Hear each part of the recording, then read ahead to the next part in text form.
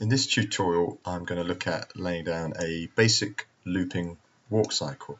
So I've loaded up the stand model, and this has just got a very simple rig, and I'm just going to start posing him just into a kind of basic standing pose. And the first thing I want to do when animating is check that my frame rate is correct. So I'm going to go down to here, click on this, and this takes me to a shortcut to my Play Blast options. I'll just resize that window a little bit. I just want to make sure this is set to real time 24 frames per second. That's done, so I'm happy with that.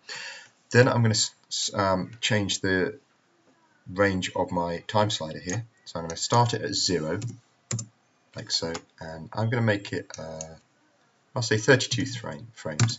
32 frames just means that you can break it down into nice sort of middle sections. So 16 is the middle frame, 8 is a quarter frame of that whole cycle. So it makes it easier just to lay down your keys in nice or organized fashion. I'll then lay down some animation. So I'm going to start off just with the left leg and also the root bone here, the waist bone here. So I pick the left leg here, and then I'm just going to pose this. So I'm just going to get it sort of stretched out like so into a contact position.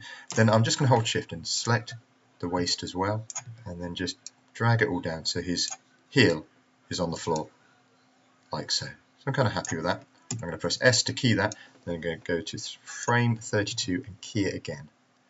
At frame 16, I'm going to do the back of the leg where it's at the back position here. So I'm just going to pose that just to this position, maybe about like that.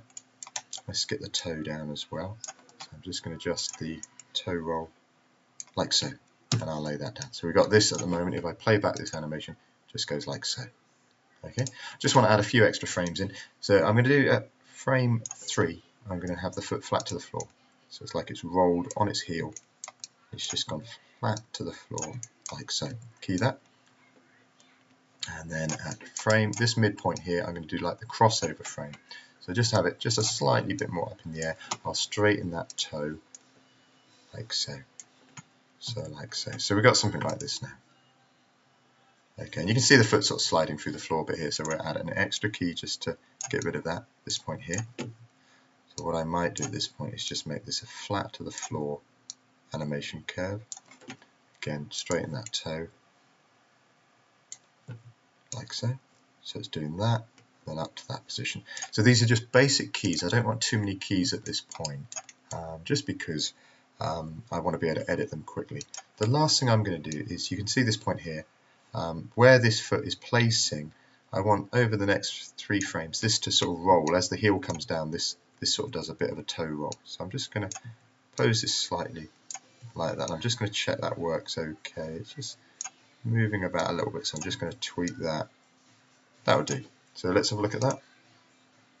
That's absolutely fine for now. Okay. Okay, once we've got that done, I just want to get the body movement done. So again, very basic animation. So I've got the body in this kind of position at the moment. I'm just going to lift it up a little bit to try and straighten that knee. I'm going to repeat that key at frame 32 and also at frame 16. This is where I want to lift the body up a little bit to try to keep that leg fairly straight without snapping it.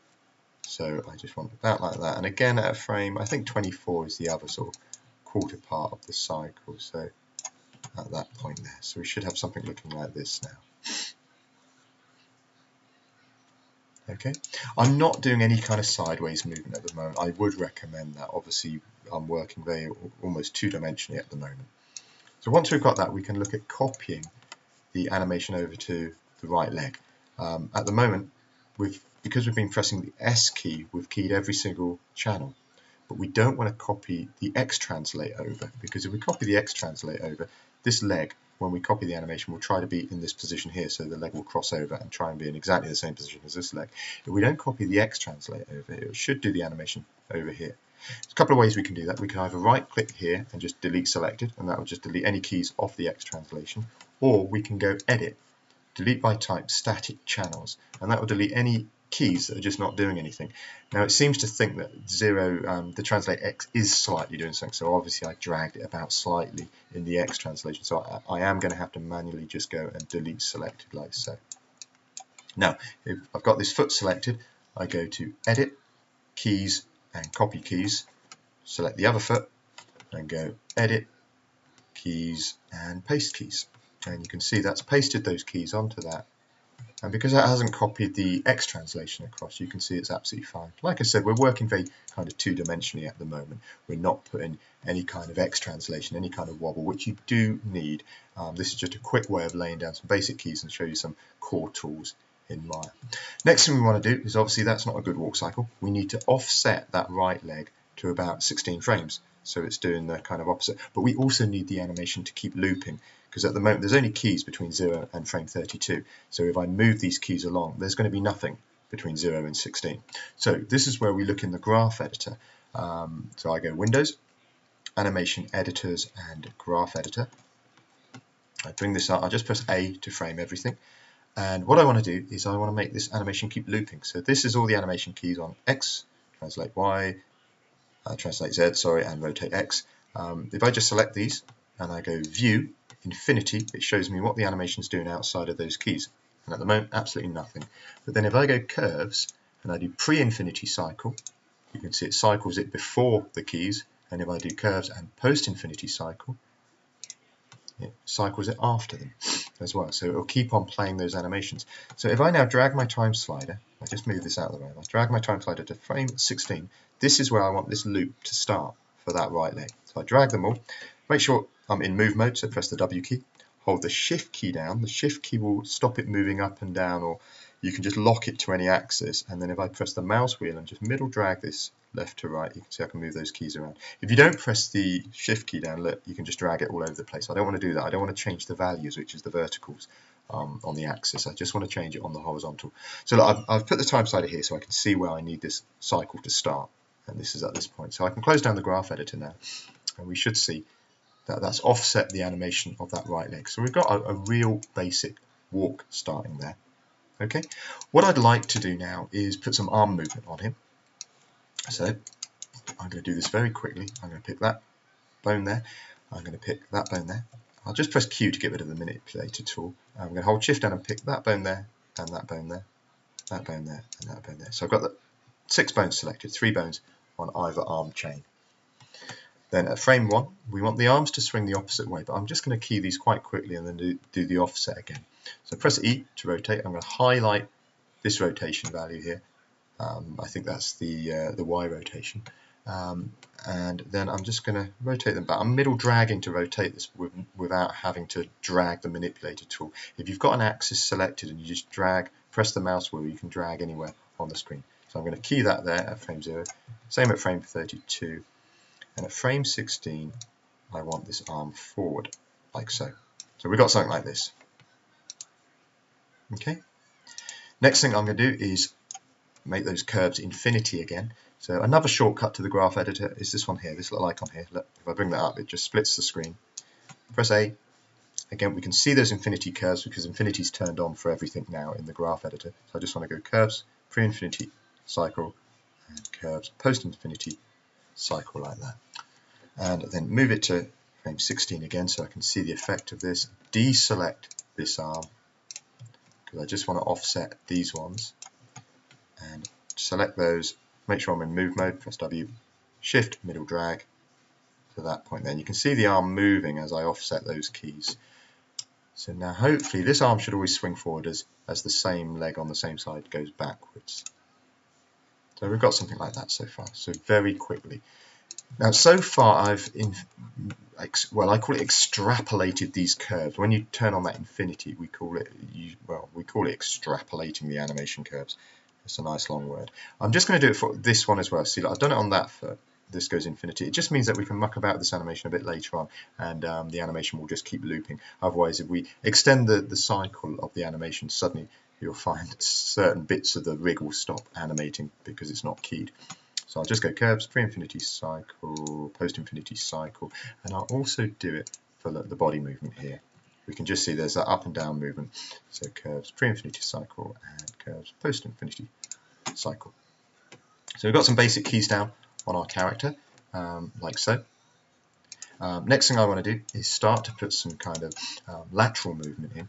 So I'm going to put some hip swing on him to start off with. Now because I've got that up and down movement, I've got keys here. I'll show you how to use animation layers because it's quite a nice way to work, because if we start keying stuff here, because I press the S key, it's always going to go back to the positions I keyed here. So we might get a little bit of conflict between the different things I'm animating. So what I'm going to do here is I go over here, anim, and it's a bit like display layers.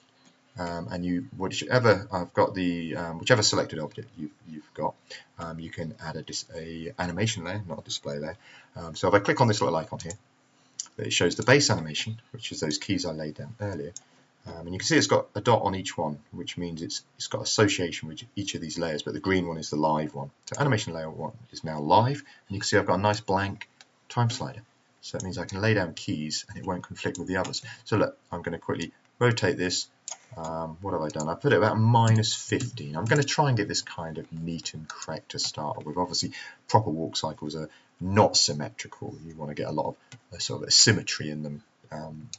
And so look, I've keyed that. I'll press S there, and I'll also key that again at frame 32. And then I'll do the opposite at my middle frame, which is 16. So this wants to be +15, like that.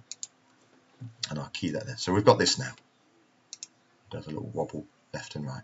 Okay, and because of the simplicity of the rig, I'm going to have to do some what I call counter animation. So because his hips are rolling that way, I want the shoulders to roll the other way to relate to the actual arm swing. So I'm going to pick that chest bone. This has got no association with layer 1, and because this has got no keys on it at the moment, we don't need it to be associated with that animation layer. So I go back to the base animation layer, and I'm going to use the top view here. So I'm just going to go into my top view, like so. Actually, I don't need the graph editor there. I'll go to this view and we'll have a look at this. So I just turn off some of the options there, and I just want this to be swinging the other way. Okay, so I press the E key. I'm going to rotate it in the Y, kind of like that. Okay, key that there and key that there. Then I just have a look at that value there. Look, I've rotated it roughly 30 degrees. So I kind of want it -30 if I want to get this almost exact. So -30. And then I can press S there. So I'm kind of counter rotating the chest to the leg. So we go back to this view here. That's quite good. And the last thing I want to do is his head is swinging about a bit much, so I want to kind of stop that happening. And because we're keying everything very neatly on every frame, on the same frames as it were, 0, 16, 32, and also the quarter cycle frames, which is 8 and 24. It's making it so everything's kind of working together. So look, I'm going to pick that head bone, go back to frame 0, go back to my top view again, rotate that round so it's facing forwards like that, so his nose is straight down that line there. Press S, go to frame 32, press S again, go to frame 16, straighten it up again, and key it again. And because we're working very neatly, his head should just stay forward. There shouldn't be any nasty clicks in it or anything like that. Yeah, that's pretty good. So he's keeping his head kind of poised, like so, and you could put a little bit of extra movement in there, and so on. Another thing we could do is start to put some more lateral movement into his hips. We might be able to do this on animation layer 1. Animation layer 1 has just got this movement here and here, so I think, yeah, we should be able to do this. So let's have a look at him from the front view now. I'll tap the spacebar. Let's have a look in this view. Again, I'll turn on this, and we kind of want his weight to be over the supporting leg, the contact leg. So again, let's put another animation layer so I'm not conflicting with these keys. So we're on the waist bone again. So look, I'm going to click on this. So I've got now 3 animation layers, but only using this one associated with it. So we maybe have this middle position here is the contact point where both feet are kind of making contact with the ground if we have a look at it in this view here. So he's kind of hopefully fairly central at this point. His kind of weight balance here. So I'm going to key that there. Same at 16 because that's the same contact point but with the other leg forward, and again at 32. But now these quarter frames here, this is where I'm going to just move the weight shift slightly over that supporting leg, like so. And again, if I look at that value, we're in the X, 0.1. It doesn't really matter. I just do it by eye a lot of the time. It just needs to be a subtle effect, like so. So if we play that again now, you can see his weight shift is just slightly going over each of those legs. Okay, so it's just getting that subtle sort of movement there. Okay. The last thing I'm going to do is put a little bit of offset into the arms. At the moment, the arms are swinging all on the same key. So, you know, the upper arm here is keyed at 0, 16, 32. This one again is the same. I'm going to put a little bit of offset in these to just try and loosen them up. If we just focus on them a little bit, I mean the animation's not overly exaggerated, so it's going to be very subtle, but you can see they're moving together, they're fairly rigid. Let's see if we can loosen this up a little bit. So I'm going to pick those bones and those bones there, not the top bones. So I'm going to offset these a little bit, and then I'll do the other ones. So we'll bring up the graph editor again.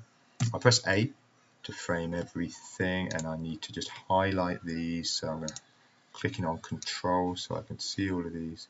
I was suddenly thinking, why aren't these appearing? It's because look, I'm on animation layer 2 and these have no keys there. So if I go to the base animation layer, press A, they should all appear. There they are, finally. So make sure you're on the right animation layer, because suddenly there was nothing in there when I looked at it before. So let's just click on all of those so I can see all these animation curves. There's all those animation curves. They're all nicely cycled, so when I offset these, they will keep playing animation. So I'm going to offset each one by, let's try 4 frames. So I'll pick all of these. I've moved the time slider forward 4 frames, and I'm going to just slide those along. And then I'm going to deselect the forearm. And so now we're just going to move these along another 4 frames. So I've just put the time slider, it's just there as a guide, and I'm just dragging with the shift. So let's see if that's loosened up the arm movements a little bit. We press play there. See, there's a bit more sway to like the lower arms, because these are moving on those frames 0, 16, 32. These are then running 4 frames behind, and these again are 4 frames further behind. So it just put a nice little kind of offset and just loosened up that arm movement a little bit. So look, this is very, very kind of basic cycle, but it shows you that you can just sort of lay down some keys. It shows you how to copy and paste things using edit, keys, copy and paste. It also introduces you to the animation layers, and also introduces you to some simple functions in the graph editor.